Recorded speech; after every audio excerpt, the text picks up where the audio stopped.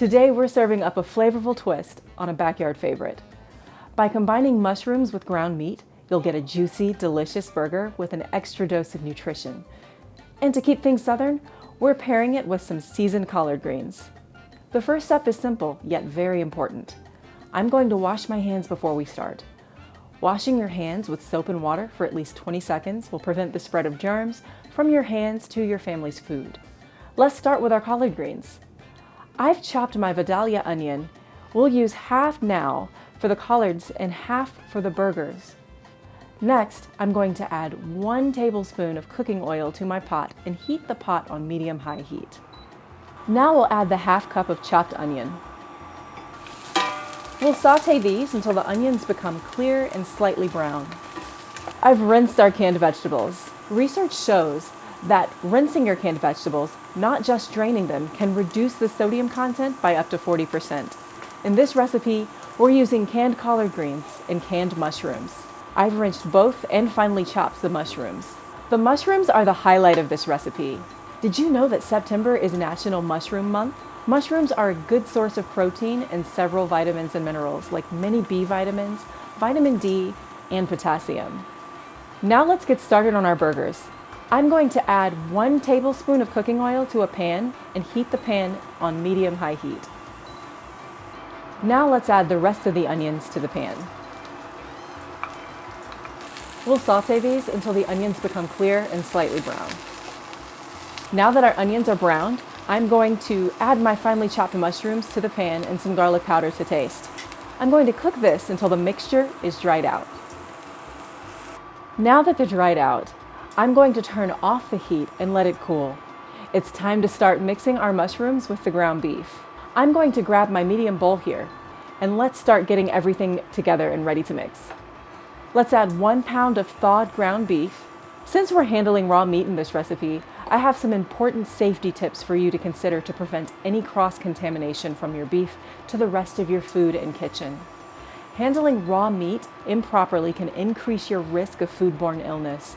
Anytime you have raw meat in a recipe, it should be put into separate bowls or on a separate cutting board away from other food ingredients not being cooked with the meat. For our recipe today, I'm being very careful to make sure that my raw beef doesn't touch my ingredients for my collard greens.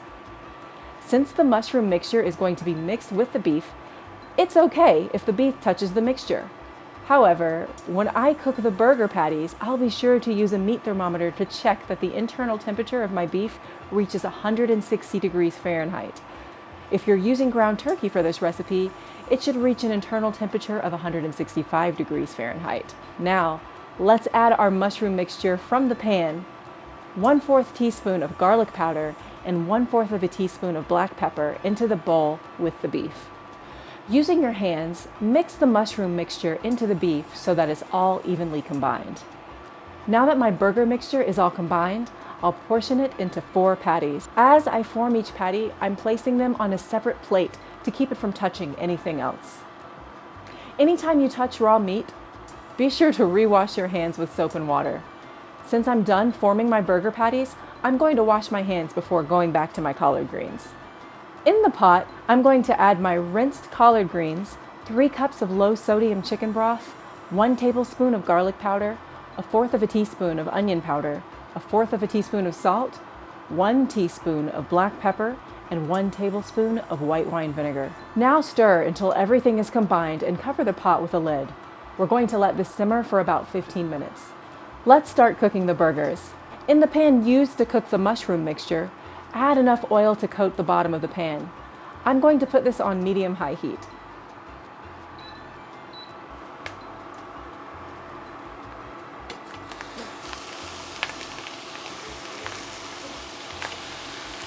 Once the internal temperature of the patties reaches 150 degrees Fahrenheit, I'll take them off the heat.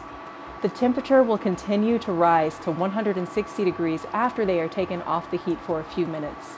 Now that my burger patties are cooked, I'll put these on some whole grain buns. Feel free to add some hamburger toppings like sliced tomato, lettuce, and pickles to make your burger your own. Let's take the top off of these collard greens. Wow, these smell absolutely incredible. I'm going to scoop some of this and put it in a small bowl to go alongside my blended mushroom burger. This recipe brings together the earthy richness of mushrooms with a classic Southern comfort, making it a meal that's both nutritious and mouthwatering. We hope you enjoy this tasty combo. Stay tuned for more. And visit us at foodtalk.org for more healthy recipes.